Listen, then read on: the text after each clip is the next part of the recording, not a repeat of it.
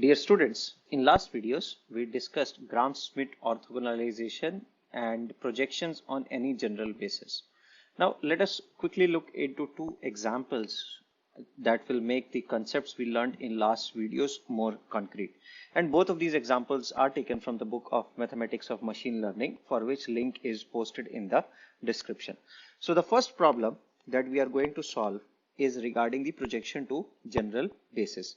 So let us say that we have x vector which is represented by 6 0 0 and it belongs to a three-dimensional vector space, and there is a subspace U which is a subspace of three-dimensional vector space which is given by span 1 1 1 and 0 1 2, and we are asked to project this x vector on this subspace U. Now we learned that whenever we have to deal with these projections, we are interested to find the projection of x vector on subspace U, which can be written as pi u x, and we are interested to find lambda and basis on which we want to project. Or in fact, we should write this as b lambda based on the size and dimensions that we have to take care of. Now, in order to calculate lambda, we learned that this lambda can be written as B transpose B inverse B transpose multiplied by x vector or the vector of interest. Also, I missed to mention this in our initial recording. The quantity B transpose B and its inverse, it is also when multiplied by B transpose. So this entire quantity, in fact, sometimes is referred as pseudo inverse.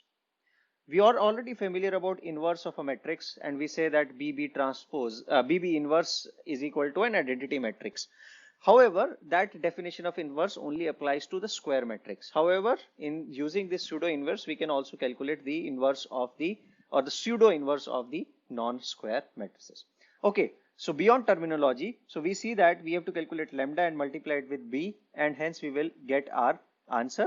And where B is the column space spanned by the projection on which we are interested to project. So this would be our B vector, which I am highlighting in the green. And lambda we will calculate using the expression of BB transpose inverse B transpose. So first of all, let us do it in pieces and calculate B transpose B. Now B transpose is given by 1 1 1 0 1 2 multiplied by 1 1 1 0 1 2, and upon solving we end up as 3 3 3 5, and B times B transpose X is given by, which is the second part of this equation. B transpose X can be written as 1 1 1 0 1 2 6 0 0, which is our vector of interest, and this comes out to be 6 0. Now we have calculated B transpose B, B transpose X. The only thing that is left is to calculate lambda, which can be written as lambda 1 lambda 2. You see that there would be two values of lambda in the lambda vector, because here we are talking about projection to a subspace which has two column span. So we can write this as 3 3 3 5 equal to 6 0, and when we take the inverse we end up with lambda 1 and lambda 2 as 5 minus 3. So the point 6 0 0, which was represented in R cube, is now projected into our subspace with new coordinates or 5 comma minus 3, and this is as simple as that. Now this is the, in fact, this is the value of lambda that we have calculated, and going forward we can simply write mu x as B times lambda, which we can write as 1 1 1 0 1 2 multiplied by the 5 comma minus 3. You see that this is 3 comma 2, this is 2 comma 1, so the output should be 3 comma 1, and the final projected coordinates come out to be 5 2 minus 1, which now completes the projection. So this is our resultant coordinates after the projection. Also, we can calculate the projection loss. So we know that our x vector was given by 600. Our projected vector on subspace U is given by 5, 2, -1. And if we have to calculate the projection loss, we can simply take the L2 norm of x minus mu u x vector. And if we say that this loss is represented, the inner product in this case is represented by the dot product, we can simply work out it to be norm of 6 minus 5, 1, 0 minus 2, -2, 0 minus 1, 0 of negative 1 is 1, and we will calculate its L2 norm, which in this case would be given by square root of 6, because 2 square plus 1 plus 1 would be square root of 6, and hence this is our projection loss. And this can also tell us that how good or bad our projection is in terms of the original vector.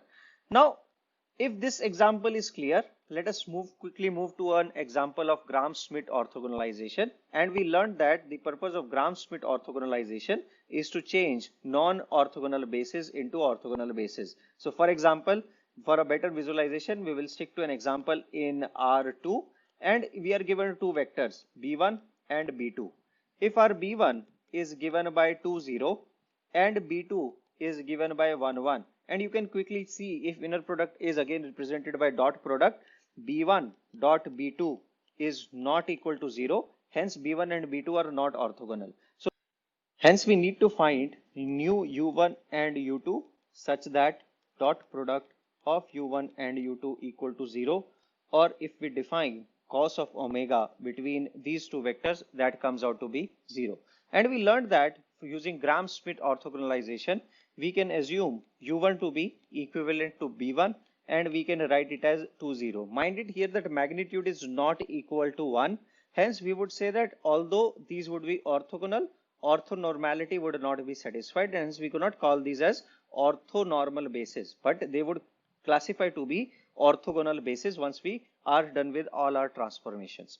Now we know that if this is represented as B1, this is represented as B1, this is represented as B2, and we want to identify two orthogonal projections. So one would be U1, another would be U2.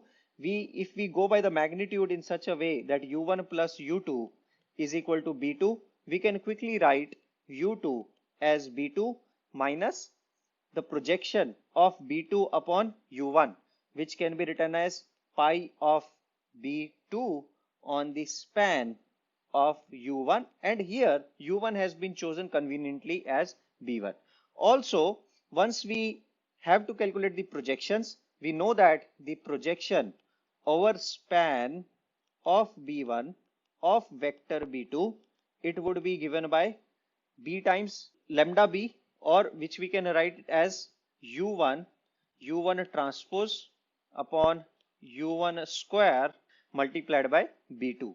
So we can write now U2 as 1, 1 minus 1, 0, 0, 0, 1, 1, which comes out to be 0, 1. Hence our U1 is now 2, 0, U2 is now 0, 1, and if we have to express these as orthonormal bases, we will say that UN should be divided by 2, and hence it becomes 1, 0, and U2 is divided by 1 and it stays to be 0, 1. And now if you look these closer, these actually represent the Cartesian or are canonical bases, and that is the power of Gram-Schmidt orthogonalization. Now with this introduction, we have learned enough of analytical geometry to help us in the concepts of machine learning, and now we will move to the concepts of matrix decomposition, in which we will learn eigenvalues, eigenvectors, and related decompositions. Thank you.